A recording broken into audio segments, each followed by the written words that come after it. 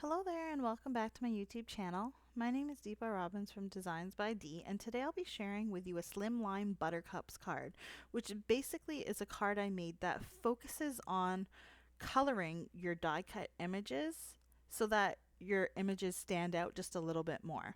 Now today I'm very excited to be decorating the inside of my card for you as well as the front, because I just received, first of all, the Buttercups dies from Altenew and these Pinkfresh Studios stamps that I use on the inside of my card. Believe it or not, I've only just discovered Pinkfresh Studios. I've heard of it before, but they have a lot of these stamps that are really cool because there's a coordinating die, there's a coordinating layered stencil set, there's a coordinating washi tape, and using them all together just gives you endless opportunities to make so many different creations. So let's go ahead and get started. I'll be using the Spellbinders Arched A2 and Slimline Card Creator dies. This was the small die of the month for May. And then I've also got the Altenew Craft-A-Flower Buttercup layering die set. Now, I live in Canada, so it takes me a little while to get these things, but I did want to show you this cool tip right off the bat. Now, as you can see, these Spellbinders dies, as are a lot of their dies, are very intricate. And so when I die cut from my paper, and I'm using this Recollections bluey greeny type colored paper, I'll pull out my die cut all intact, and then you have all these little pieces stuck in there. So the Spellbinders has this Tool N One, which basically has this like bristly bit at the end that rolls around, and it makes it just so much easier to get all those little pieces out. Now you always kind of have like some little bits left, and I just kind of use the little pick part of the Spellbinders tool or this other Sizzix tool to get that out. So I already used different color cardstock to cut out my Buttercups dies from the Altenew set. And I'm just going to show you a little bit of putting that together here. This one is very easy to put together. The outline is very clear. You can see exactly how it goes together. And the only thing that might be a little questionable is maybe the last piece that I'm going to put on after this. And just to note, I cut these out of different colors of Pink Recollections cardstock. And this is the piece that I was talking about. So this is just like a little overlapping piece, and it literally goes right on top of that front bit there, just to give it a little bit more dimension, I think. And it looks really nice once put together. It also has like a little small unopened bloom that you can use as well. So I'll just put that together there. And it also has the stem or leafy portions, and I cut that out of some Hunter Green cardstock from Simon Says Stamp. So now I'm going to go ahead and do my coloring. I have the colors listed here. I use some Copic Chows. I think I have set B. And I'm just going to do some simple flicking with the brush tipped end. And the thing I like about the flicking is that, especially on these rounded buttercups, it helps you kind of show like the roundness of the petals. And when you're doing this, what you want to do is flick upwards and around where you would think that the petal is curving. And I start off with my darkest color and flick up, and then I'll go to my next color, which is the medium color, and kind of flick up but a little further than the darker color, which kind of blends the darker color in. And then I'll take my lightest color and flick all the way up and kind of blend everything. And then, just to add a bit more effect and have those flicks kind of stand out, I take my darker color and go over the first flicks again, which gives you this really nice colored look. Now, this is really a simple technique. You just kind of have to imagine where your shaded areas and where your highlighted areas are going to be, which is actually made really easy with these layered die cuts, because you know that the parts of your back layer that are still showing are going to be your lighter area, and the parts of your darker cardstock that are near the front are going to be your darker areas. Now, I'm not going to show you how I colored every single little flower because it basically uses the same concept. So all you want to do is go from dark to medium to light color, blend it out, and then sort of highlight or darken your darker color. So I'm going to do the exact same thing with the little bloom. This is much easier because it's much smaller. I'm sorry my finger's kind of covering most of it, but it uses the exact same concept that I did on the other full bloom flower. And that's how it looks when you're done, which I think is really cool because it really makes your die stand out. So I went ahead and cut out the arch die from some Sizzix silver metallic cardstock. And I also cut out the colored cardstock and from the metallic cardstock, that little circle portion that goes in the center there. So I'm going to adhere the colored cardstock to the metallic cardstocks in a sort of offset position such that you kind of get a shadow with a bit of shine because you're using the metallics. And I only cut out one of these circles because I'm only going to use it on one end of my card because I did cut out two of the arches. So two of the arches and one of the circles. Now I have my card base here. It's 4 1/4 by 9 inches. And this is going to be a slimline card. I've got it set up in a landscape position now because I want to find the center of this piece. So I'll go to 4 1/2 on either side of my cardstock and put a little bit of a tick mark there. And then I will add my glue to my die cut.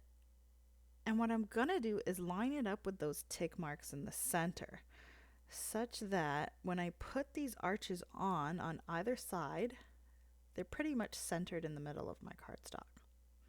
So now I'm turning it here in the portrait position, which is how I'm actually going to assemble my card. And I'll go ahead and attach the second piece in the exact same manner. Now, as you notice, I do use my acrylic block a lot to kind of sit on top of that die cut and push it down while it's drying. And so next I'm going to move on and use the Altenew Build-A-Flower Columbine set. And I'm going to be using this Thinking of You sentiment at the bottom.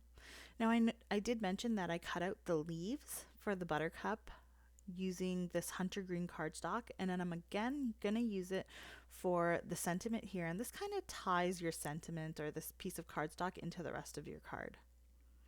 I'm going to be heat embossing here. I'm sorry, my head and my arms, everything just kind of gets in the way. Please excuse that. And I'm using some Simon Says Stamp fine embossing powder here, white opaque. And I'll go ahead and add it to my card piece here. And a lot of the time, even though you saw I use the anti-static powder tool, I still get some extra stuff sitting on top here. So I'll always use my paintbrush to kind of, my dry paintbrush to kind of get rid of the excess powder. And I always move my powder out of the way to prevent spillage. I'm always afraid that that's going to happen. And I'm going to heat up my heat gun a little bit by putting it to the back of the paper, and then I will melt my embossing powder. Now I'm going to be using another stamp set, which is the My Favorite Things Twice the Wishes stamp set, because it has a really nice on your birthday written there. And I'm going to add that to the bottom to complete my sentiment, which is going to basically say thinking of you on your birthday. And I'm going to have to mask off the top part of it. And I'll add my ink, take off that mask, very important, and then stamp down my image. Now, because you're doing heat embossing, even if you did stamp it down, it's not a big deal. You'll probably get some powder stuck to it, and all you really have to do is use that dry brush to get rid of it. And it'll eventually dry, and you really won't see it too much. So it's, even if you do make a mistake, it's not a big deal. Don't give up. Don't throw it out. You can still use it. So I'll go ahead and melt the embossing powder again to complete my sentiment. So now I will kind of assemble the card how I want it to look. I've added that little round circle to the top arch to complete the look at the top. And basically my sentiment is going to go down at the bottom where that bottom circle is. So there was really no point in, you know, cutting out a piece and putting it there. But if for completeness, if you wanted to, you could always do that. So this trick, I learned it from Jennifer McGuire. I don't know her, but from watching her videos. And I never did it before. I've only just started doing it, and it really is like a time saver. So I'm really just picking up my little die cuts there. I arranged them wherever I wanted on my card front. And here this really works like really great to pick up those pieces. So I kind of put it back on because I wanted to kind of figure out where I'm putting that sentiment strip. And that's going to help me sort of place that strip down before I put all those die cuts down onto my card. So I'm kind of marking exactly where it's going to go. And I'll go ahead and add some double-sided adhesive. And I used a bit of tape runner here as well. I always use kind of Tombow mono adhesive and some of that stronger Be Creative tape. And then I put it on and cut off the edges here. So my sentiment strip is pretty much ready to go. And it's all about putting these die cuts down on the paper now. So again, I'm going to add this Barely art glue. It's really, I find it works really well for these bigger die cuts because the glue's a little bit runnier, especially when it's intricate. It's easy to kind of lay that glue down without it getting in between. And the only thing I find is because it is a bit more runny, you kind of have to let it dry a little bit longer and add weight to your project so that it kind of adheres properly. So I'm going to go ahead and place this exactly where it was before and press down my die cuts. Make sure that they stick. Now, most people would wait till this dries and then take off the press and seal, but you know, I literally waited like 30 seconds and now I'm peeling off that press and seal because I just can't I can't wait to take it off and see how it looks, which is totally fine. You just may have to replace some pieces like I did there and push it down a little bit more and maybe add some weight. So I also have this other little small bloom I wanted to add as well near the bottom. So I will go ahead and add that here. And I think that's partly why I took the press and seal off, because I wanted to be able to stick it underneath that other leaf. And I didn't want that leaf to completely dry to the page before I could do that. So now I'm just kind of sticking down that little stem, and I'll cut off the little piece at the back so that it's completely flush with the card. And there we go. That's how the front is gonna look. And here's another little tip. You can see my embossing isn't completely, proper. I probably should have double stamped that so that I could have put the embossing powder on there and it would have covered everything. Now this is a neat little trick. Use your Sakura jelly roll pen, the white, and you can basically fill in all those little areas that embossing powder didn't stick to. And of course this only works with the white, but this is exactly what I needed to kind of make my sentiment look a bit better. So there's that little tip for you. You can use that anytime you use white embossing powder and don't have proper melting or sticking of your powder. Now, Pinkfresh Studios. This is the English Garden stamp set, and I'm so excited to use it. I really love these images. I found that the best thing to use to stamp this out was the bigger stamp positioners, and I used Memento ink because I'm going to be alcohol ink coloring. And as you know, or should know if you've watched my previous videos, the Memento ink is the perfect ink to use with alcohol markers. It doesn't smudge, and you don't even have to heat set it. You just stamp it and you're ready to go. So I'm using the exact same colors that I did on the front, which is going to help me tie in the inside to the front, especially because I'm using different images. So the only thing really matching the inside to the front of the card is my colors. So I went ahead and used simple coloring. I didn't even really flick too much, and I did use different green colors. You can see here noted at the bottom. I only used 2 colors this time. And actually, yeah, that's right. I didn't even color in the leaves in the front because I had those die cuts. So I went ahead and I colored in all these images. And the best part about this the stamp set is that it has a die set that literally cuts out, what are these? There's 1, 2, 3, 4, 5, 6, 7 images. It cuts it out all at once. So it's not like I have to put one little die over here and affix it and another die over here and affix it and then put it all through. I literally just attach this one big die, as you can see here, and it cuts all the little pieces out, which saves so much time, and I think it's really cool. So I just attached it in one spot and I cut out all the pieces. Now I was only going to use these few pieces at the bottom here, but I decided I wanted to use that little circle piece and the other little piece there. So I went and I colored that in later on in the exact same way that I colored in these three pieces here, which look really nice. Now, for the inside of my card, I went and used this other little piece from the Arch set from Spellbinders, and I cut out some more of these little strips using the same colored cardstock from the front of the card, which again, like I said, is what's really going to tie in the front to the inside. And I'm going to kind of add like 2 on the top and 2 on the bottom in a staggered formation, and then I'll fill in the spaces with all the colored die cuts of those little flower images from the Pinkfresh studio stamp sets. Now, I really, really, really, I know I'm going on and on about Pinkfresh, but I think this is really what got me into this company. It's the fact that these are so easy to cut out.